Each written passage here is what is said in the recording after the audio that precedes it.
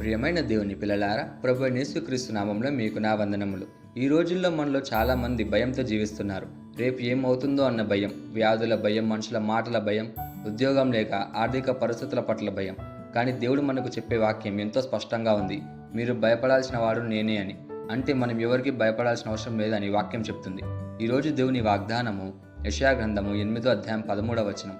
యెషయా గ్రంథము 8వ అధ్యాయం 13వ వచనం వాక్యం ఇలా ఉంది: మీరు భయపడాల్సిన వాడు ఆయనే, ఆయన కోసమే దిగులు పడవలను అని. ఇక్కడ భయపడాల్సిన వాడు ఆయనే అని దేవుడు చెప్పినప్పుడు అది మనలను భయపెట్టడం కోసం కాదు, మనలను బలపరచడానికి. ఎందుకంటే దేవుని గొప్పతనాన్ని తెలుసుకొని ఆయన ముందు వినయంగా ఉంటే మనం ఇంకా ఎవరికి భయపడాల్సిన అవసరం లేదు.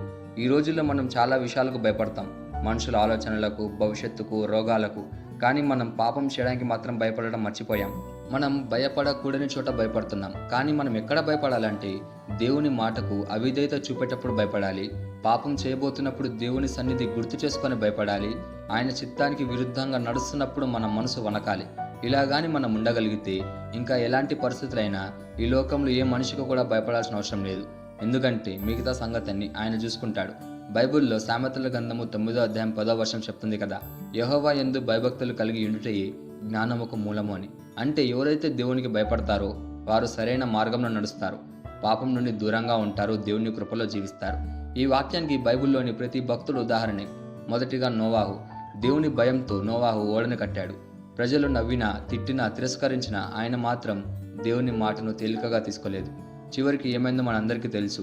దేవుని భయమే ఆయన కుటుంబాన్ని రక్షించింది. అలాగే రెండోదిగా దానియేలు రాజు ఆజ్ఞకు వ్యతిరేకంగా కూడా రోజుకి 3 సార్లు ప్రార్థన చేశాడు. ఎందుకంటే ఆయన దేవుని కన్నా ఎక్కువ ఎవరికి భయపడలేదు. దానియేలుకి తెలుసు, నా దేవుడు ఏదైనా చేయగలడు అని. ఫలితంగా సింహాల గుహలో కూడా దేవుడు ఆయనను కాపాడాడు. మూడోదిగా పేతురు, అలాగే అపోస్తలులు.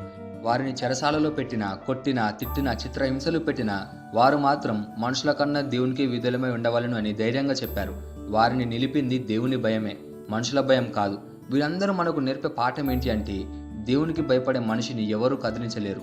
కాబట్టి ఈరోజు నువ్వు ఎవరికి భయపడుతున్నావు? దేవునికి భయపడుతున్నావా, లేదా నీ పరిస్థితులకు భయపడుతున్నావా? నువ్వు కానీ దేవునికి భయపడి, పాపానికి భయపడి, ఆయనకు నచ్చని విషయాలు చేయడానికి భయపడితే నువ్వు ఈ లోకంలో దేనికి భయపడాల్సిన అవసరం లేదు. కానీ మనం దేవునికి భయపడకుండా ఉంటే ప్రతి చిన్న విషయాలు కూడా భయపడాల్సిన పరిస్థితి వస్తుంది. కాబట్టి నిర్ణయం మనదే. దేవుడు మన చేతికి వదిలేశాడు.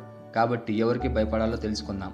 అలాగే ఈ వాగ్దానాన్ని మన జీవితానికి ఎలా తీసుకోవాలంటే, మొదటిగా మన జీవితంలో ప్రతి నిర్ణయం తీసుకునేటప్పుడు దేవునికి ఇది నచ్చుతుందా అని ఆలోచించాలి. రెండోదిగా పాపం చేసేటప్పుడు కాదు, పాపం చేయడానికి ప్రయత్నిస్తున్నప్పుడే మనం భయపడాలి. మూడోదిగా దేవుని మాటను గౌరవించి ఆయన చిత్తానికి విధేయులుగా ఉండాలి. నాలుగోదిగా మనుషుల భయం కాకుండా దేవుని భయమే మన జీవితాన్ని నడిపిస్తుందని గ్రహించాలి. ఈ వాగ్దానాన్ని మనం స్వతంత్రించలాగునా మనం ప్రార్థన చేద్దాం.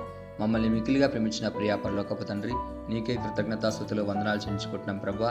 ఈరోజు నీ వాక్యం ద్వారా మాతో మాట్లాడినందుకు నీకే ధన్యవాదాలు చెల్లించుకుంటున్నాం ప్రభా. మేము ఈ లోకంలో ఎన్నో విషయాలకు భయపడుతూ జీవిస్తున్నాం. కానీ ఈరోజు నువ్వు గుర్తు చేశావు, భయపడాల్సిన వాడు నీవే అని. పాపం చేయడానికి భయపడే హృదయాన్ని మాలో నింపుము ప్రభా.